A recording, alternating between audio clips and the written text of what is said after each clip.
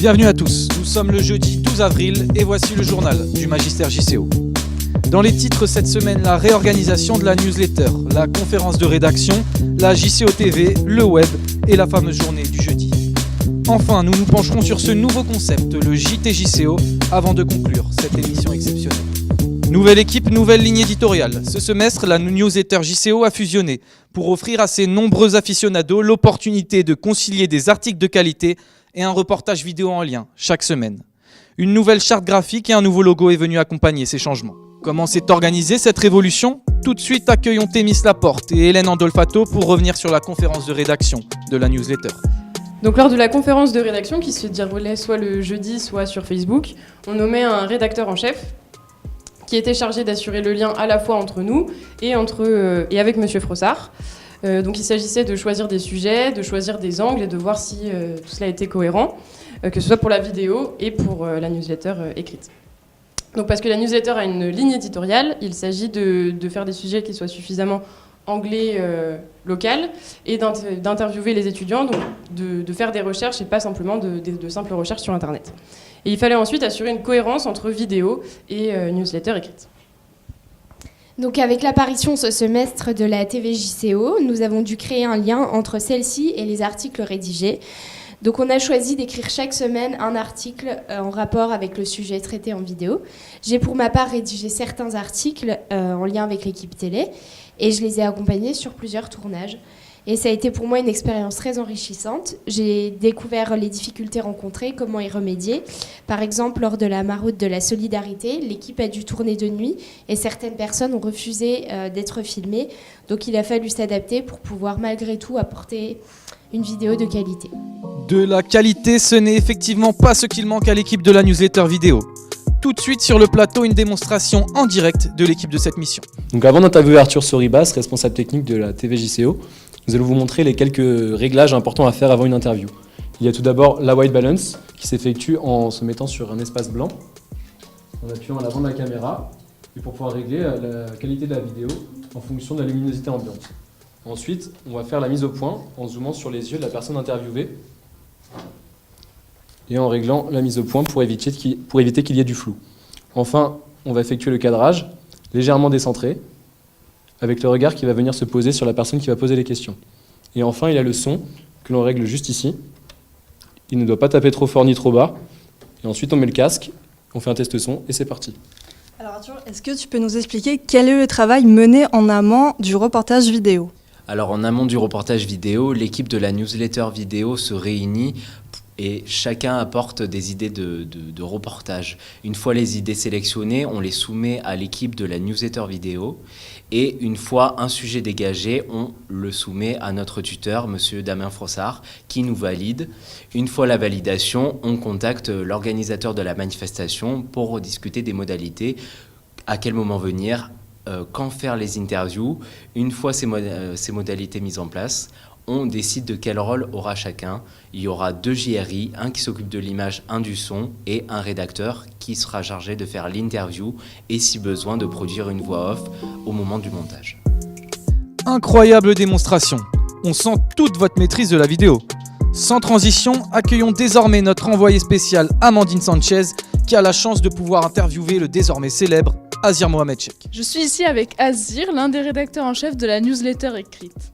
Pouvez-vous nous expliquer à nous et aux téléspectateurs comment se déroulait la rédaction de vos articles ? Donc après chaque conférence de rédaction, lorsque les articles et les angles étaient validés par l'ensemble de l'équipe et M. Frossard, nous rendions simplement sur le terrain pour faire nos investigations.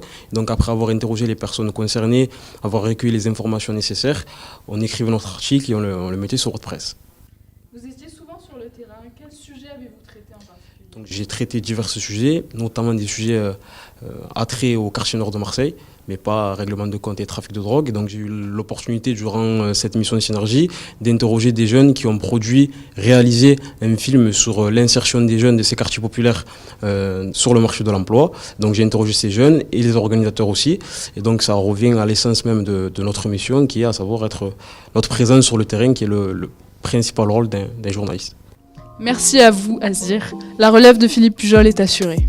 Effectivement, Amandine, la relève est assurée. Retour désormais sur la journée charnière du jeudi après-midi, les coulisses de cette incroyable mission Synergie avec Antea Battaglia et Jennifer Guerrieri. Merci Justin.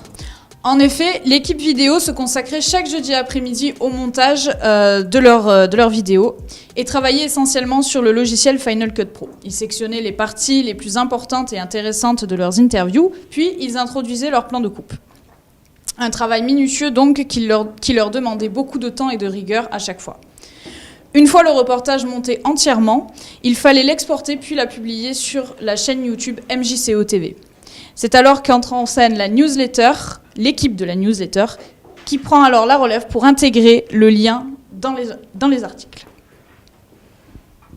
Alors en effet, toute l'équipe de la newsletter écrite se réunit pour une séance de relecture et de correction des articles. Après avoir reçu l'accord de notre inspecteur de rédaction, Monsieur Frossard, il faut insérer les papiers sur WordPress et faire la mise en page sur le Mailchimp. L'équipe doit aussi s'assurer que le groupe vidéo soit dans les temps pour pouvoir publier avant 18h, mais surtout pour ne pas être chassé par le gardien de Forbin en fin de soirée. Pour finir, après un second avis de notre inspecteur, l'équipe publie la newsletter sur le site du magistère JCO. Et oui, le gardien de Forbin, plus connu sous le nom de la boule, est sans pitié, messieurs, mesdames. Arthur Soribas est toujours avec nous sur le plateau pour nous expliquer le JTJCO. Arthur, pouvez-vous nous en dire un peu plus sur ce nouveau concept ? Alors le JTJCO, il a été créé à l'initiative des deux équipes, l'équipe web et l'équipe vidéo. Et justement, c'était l'occasion de mettre à profit les deux compétences techniques et journalistiques pour créer un JT que nous allons pérenniser d'une année sur l'autre en y apportant des nouveautés et en l'améliorant. Alors justement, ce premier pilote, ça a été l'occasion d'y insérer plusieurs formats journalistiques. Tout d'abord, le format classique avec des sujets indépendamment liés qui ont été insérés, comme l'inauguration de la Semaine internationale du théâtre ou des interventions plateau comme l'annonce de l'équipe de football par Julien Philippakis. Voilà, des formats indépendamment liés, différents, mais qui apportent une valeur ajoutée à ce JT. Merci Arthur, toujours là quand on a besoin de vous. Robin Spiquel, bonjour. Vous aussi, vous avez participé activement à cette mission Synergie. Que retient l'équipe de cette expérience et surtout, quels enseignements vous a-t-elle apporté ?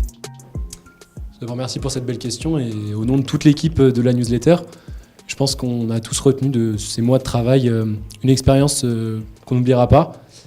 Ça a été un travail parfois difficile, il y a eu des difficultés techniques, la surcharge des ordinateurs, le manque de temps, mais on a tous progressé, que ce soit en print ou plutôt en web et en vidéo. Et aujourd'hui, on est capable de produire du contenu dont on est fier. Je me souviens encore de mes premiers reportages où je ne savais pas encore cadrer ou bien tenir un micro. Aujourd'hui, je pense que j'ai acquis, et mes camarades aussi, des compétences nécessaires pour devenir journaliste. Et donc, je peux dire aujourd'hui, au nom de la team newsletter, que nous sommes fiers et heureux d'avoir participé à cette mission Synergie. Merci Robin. C'est la larme à l'œil, la voix hésitante, mais la tête remplie de souvenirs que je me vois obligé de conclure ce journal et cette mission Synergie si particulière. Je remercie bien évidemment toute l'équipe de la newsletter qui a réalisé un travail exceptionnel. Une dernière information et pas des moindres, nous vous offrons en exclusivité notre dernière création, l'After Movie du Magisterium 2018 qui est désormais en ligne sur YouTube. À bientôt, au revoir.